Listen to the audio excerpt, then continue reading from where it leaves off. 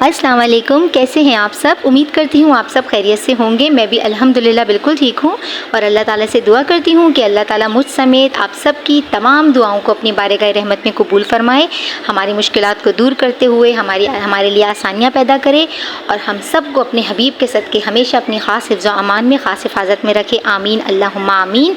इस अच्छी सी दुआ के साथ अपनी आज की रेसिपी का मैं आगाज़ करती हूँ। आज मैं अपनी व्यूअर्स के लिए क्या बना रही हूँ, जैसे कि आप लोगों को नज़र आ रहा होगा, ये मज़ेदार से सीख कबाब हैं।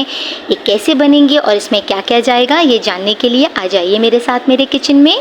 तो सबसे पहले हमने स्टार्ट करना है इस रेसिपी को हरे मसाले के साथ। मैंने जो है क्या क्या लिया है ये आप देख लीजिए। ये हरी मिर्चें हैं, हरा धनिया है, पुदीना है और ये मीडियम साइज़ की 2 प्याज हैं, ये मैंने ले ली हैं। अब इन सबको मैं इस मिक्सी जार में डाल रही हूँ और डाल के मैं इनको चॉप कर लूँगी। ना ज़्यादा हमने इसको बिल्कुल बारीक करना है, ना मोटा रखना है, बस दरमियाना सा पीसना है। और ये पीस के ये सारी चीज़ें डाल के मैं अभी आपको दिखाती हूँ कि ये किस तरह का पिसेगा। मैं सारी चीज़ें डाल रही हूँ। अगर आपको मेरी वीडियो अच्छी लगती है तो प्लीज़ इसे लाइक कीजिए। ये अल्हम्दुलिल्लाह हमारा पिस चुका है। अब इसको मैंने ऐसे पीसा है और हाथ की मदद से मैंने पूरा पानी इसका ड्राई कर लिया था, बिल्कुल भी पानी नहीं जाना चाहिए।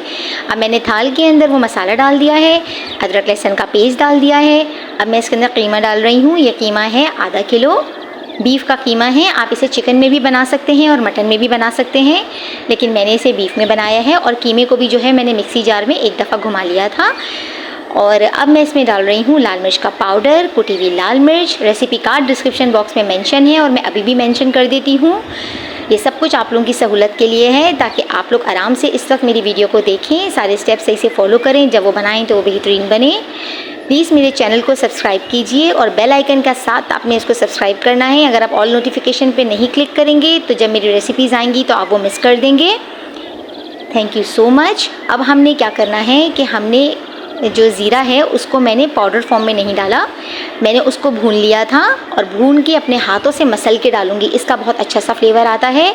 अब मैंने इसके अंदर डाल दिया है गरम मसाला, ये चला गया कच्चा पपीता और अब मैं डाल रही हूँ इसके अंदर 2 टेबलस्पून मक्खन। किसी भी ब्रांड का ले सकते हैं आप, होममेड है तो वो भी ले सकते हैं। मक्खन से ये बहुत ही सॉफ्ट बनेंगे, जूसी बनेंगे और बहुत ही मज़ेदार सा फ्लेवर आ जाएगा इनके अंदर। ईद उल अज़हा के मौके पर आप ये बनाएं, अपने प्यारों को खिलाएं और यकीन मानिए कि इंशाअल्लाह ताला जब आप इसको बनाएंगे तो ये इतना मज़ा देंगे आपको कि आपको बार बार फरमाइशें आएंगी कि आप ये वाले कबाब बनाएं। बिल्कुल भी आपकी मेहनत नहीं लगेगी, झटपट ये तैयार होने वाली रेसिपी है, आपने इसको ज़रूर बनाना है। मैंने इस मसाले को अच्छे से मिक्स कर लिया था। ये देखिए इसका टेक्स्चर इस तरह का होना चाहिए। जब ये इस फॉर्म में आ जाएगा, इसको अपने हाथों से एक दफ़ा आपने मल लेना है और आप फिर अब इसको रख देंगे मैरिनेशन के लिए अप्रॉक्सीमेटली 2 to 3 आवर्स के लिए।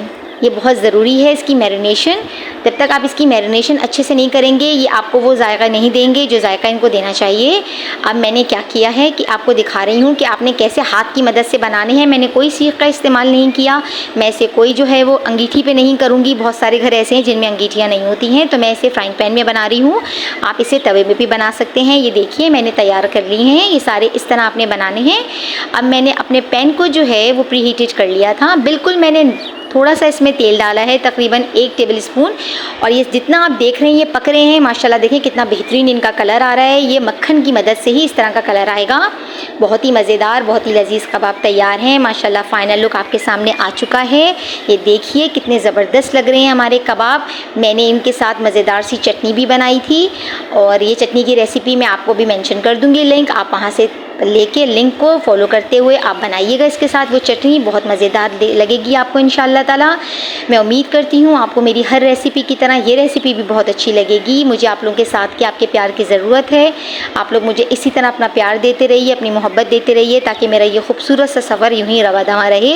मैं आप लोगों को अपनी दुआओं में हमेशा शामिल रखती हूँ। आप लोग भी मुझे अपनी दुआओं में याद रखा करें। एक दूसरे का ख्याल करें, एक दूसरे का एहसास करें, एक दूसरे को सपोर्ट करें। इंस्टाग्राम और फेसबुक पर भी मुझे फॉलो करें, मुझे वहाँ भी आपके साथ आपके प्यार की ज़रूरत है।